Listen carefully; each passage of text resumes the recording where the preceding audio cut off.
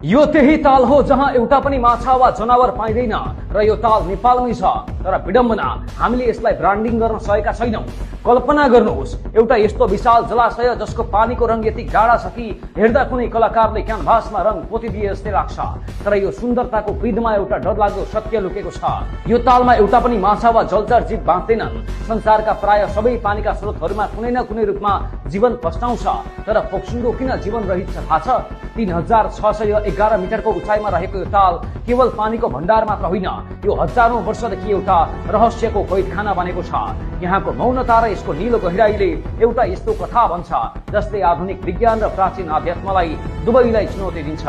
विज्ञानका अनुसार यो ताल करिब 30,000 देखि 40,000 वर्ष पहिले एउटा विशाल पहिरो आएर नदी पुनिएपछि बनेको हो। यो कुनै सामान्य पहिरो थिएन, यसले एउटा यस्तो प्राकृतिक बाँध बनायो जसले समयको गतिलाई नै रोकिदिएको छ नेपालमा, तर विश्वले चिन्दैन। अब प्रश्न उठ्छ, त्यो पहिरो अचानक कसरी आयो? के त्यो कुनै भूकम्प थियो वा धरतीको संरचनामा भएको ठूलो हलचल? यसको प्रमाण अझै निश्चित छैन। अचम्मको कुरा त यो छ कि यहाँको पानीमा उच्च खनिज सामग्री छ। वैज्ञानिकहरू भन्छन् यही केमिकल कम्पोजिसन र पानीको अत्याधिक चिसोपनका कारण यहाँ माछा बाँच्न सक्दैन। तर विश्वका यस्ता कैयौं तालहरू छन् जहाँ खनिज भएर पनि जीवहरू बाँच्न सफल भएका छन्। र ती सामान्य ताललाई नै विश्वले यसरी ब्रान्डिङ गरेको छ कि मानव तिनीहरू कुनै प्राकृतिकका खतरा उपज हुन्। तर हामी नेपालीले हाम्रो फोक्सुन्डोलाई ब्रान्डिङ गर्न नसकेर आज विश्वले चिन्न छोडिसक्यो। फोक्सुन्डोमा भने पूर्ण रूपमा जीवनको अनुपस्थिति हुनाले एउटा ठूलो प्रश्न खडा गर्छ। स्थानीय बौद्ध धर्मावलम्बीका अनुसार यो तालको मुनि एउटा दैवी साम्राज्य छ। के यो कुराले कुनै प्राचीन ऐतिहासिक घटना वा पृथ्वीको गहिराईमा लुकेको कुनै अनौठो ऊर्जालाई संकेत गर्दैन र?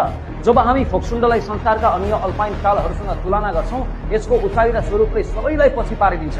145 मिटर गहिरो यो ताल नेपालकै सबैभन्दा गहिरो अल्पाइन ताल हो।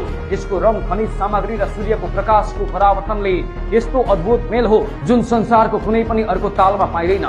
तालको निकासबाट निस्किने 167 मिटर अग्लो फोक्सुन्डो झरना वा सुलीगढ झरना नेपालकै सबैभन्दा अग्लो झरना हो। यो तालको सुन्दरतालाई ओस्कर मनोनीत फिल्म क्याराभान मार्फत संसारले देखिसकेको छ। तर यसको वास्तविक रहस्य अझै पर्दाभित्रै छ। फोक्सुन्डो केवल एउटा पर्यटकीय स्थल मात्र होइन, यो नेपाललाई विश्वकै धनी देश बनाउन सक्ने एउटा साँचो पनि हो। यदि यसलाई सही तरिकाले प्रवर्धन गर्ने हो भने, यदि यसलाई संसारको सबैभन्दा सुन्दर जीवन रहित तालका रूपमा ब्रान्डिङ गर्ने हो भने, यो विश्वका फोटोग्राफर, फिल्म मेकर र साहसिक पर्यटनहरूका लागि पहिलो रोजाइ बन्न सक्छ।